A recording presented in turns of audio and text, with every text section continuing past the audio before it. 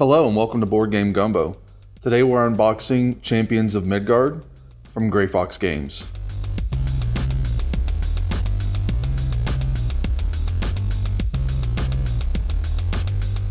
This is a 2015 release from Gray Fox.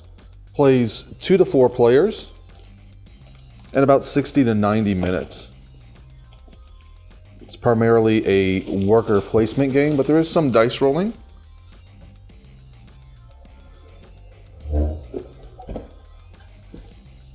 So here we have our rule book.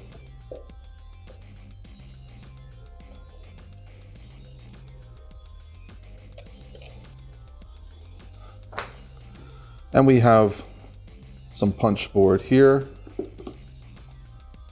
So a couple things here.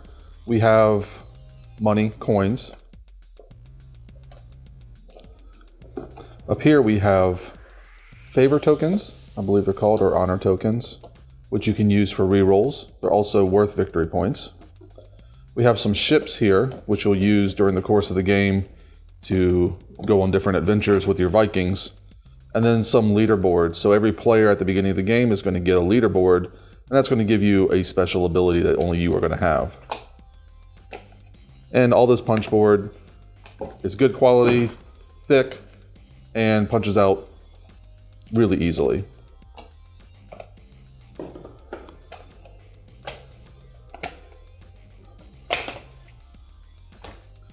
Down here we have some dishonor tokens. So you'll gain these tokens when you don't participate in a particular portion of the game.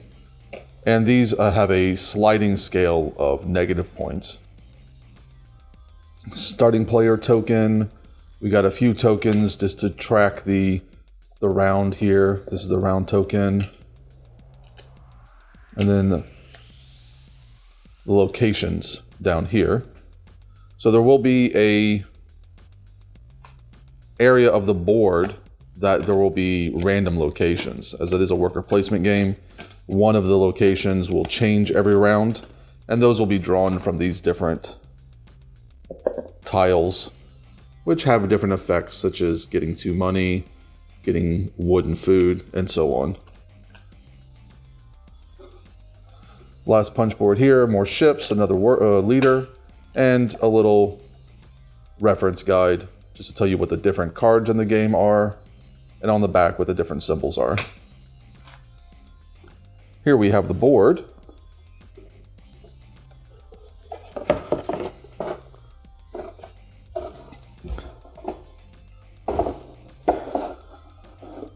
So you've got the score track on the side, going all the way around. Different locations that you can go to. You see with the little circles here. And then down here you have the different adventure areas, which is something you can do once you have a ship and some warriors to send out. We've got a bag of dice. These are essentially the different type of Viking warriors that you can recruit during the course of the game. You're going to start out with some swordsmen who can hit once, twice, or they even have a block, as well as some blanks. There are spearmen as well. And lastly, you have berserkers who are more likely to roll 2 hits, but they have no shields at all. A couple extra bags, which are always handy. Just little score trackers here for the different players. So you have 2, one keeps track of your score, the other one's going to go on your leaderboard to remind everybody who's each faction. So resources here, the red is food and the brown is wood. And then your different workers. So at the start of the game, you're going to have a certain number of these workers, and then you can gain more during the course of the game by going to a specific location on the board, as well as paying money to recruit those people. Then we have cards here.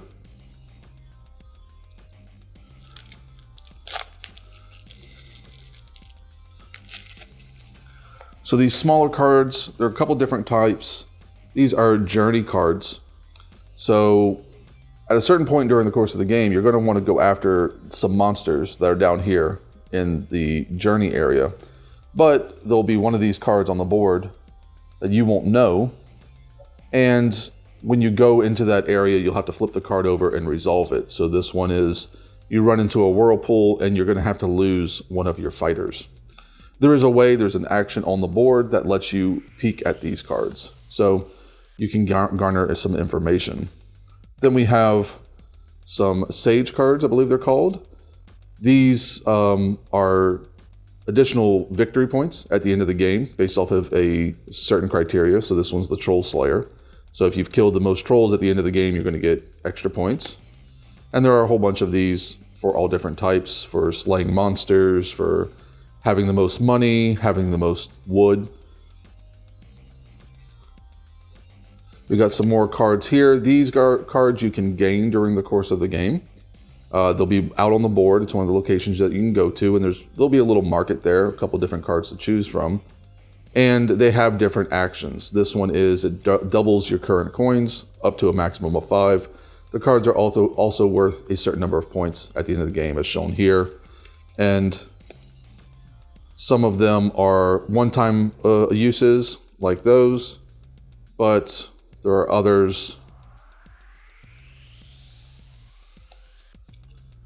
as well.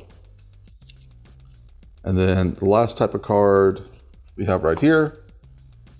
And these are essentially cards that will come out onto the board and they will allow you to trade resources. So you can trade a money for 3 food, a money for 2 food, and a wood, and so on.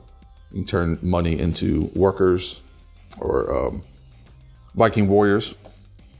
And then the last deck of cards that we have here are the various monsters that are in the game. So every round there's going to be a certain number of monsters that are out, and those are locations that you can go to as well with your workers. And then at the end of the round you're going to fight those monsters in a particular order. So the trolls always fought first, and then so on until eventually you get to the very last thing you do are these big monsters down here. So these are the monster cards. You can see there's quite a few to pick from. These will be down here at this lower location.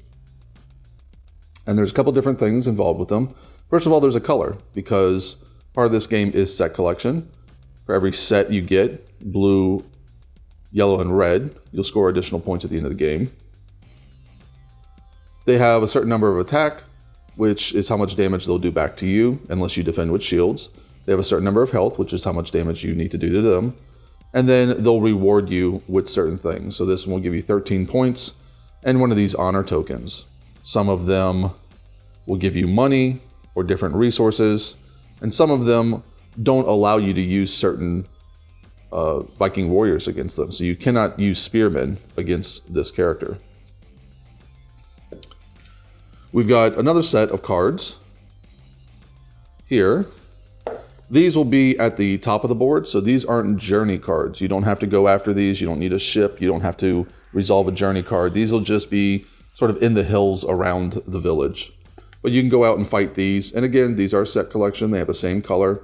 They're generally easier to defeat, but obviously give you less rewards. This one only gives you 3 victory points and 1 gold coin.